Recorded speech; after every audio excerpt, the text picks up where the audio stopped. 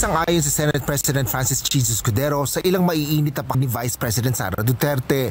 Una na rito ang hindi umano marunong sa pamumuno ni President Ferdinand Marcos Jr. Gayon din ang pagbabanta ni VP Sara na ipatatapon sa West Philippine Sea ang labi ng ama nito na si dating Pangulong Ferdinand Marcos Sr.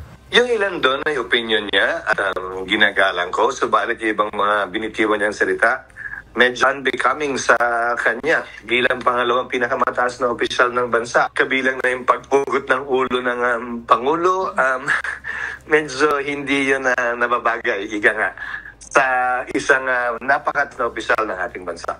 Naniniwala si Senador Escudero na maayos ang pamumuno ni PBBM na makikita rin anya sa takbo ng ekonomiya ng bansa. Partikular na anya dito ang pagbaba ng inflation rate at magandang growth rate. Payo ng Senate Leader kay VP Sara maging maingat sa kanyang mga sinasabi. Kaya nga sa akin ay paalala lamang sa ikalawang Pangulo, kaugnay sa pagbibitiw ng salita tulad niyan. Dahil hindi na siguro may kakailan, naglalabas din siya ng sama ng loob o pagka-frustrate.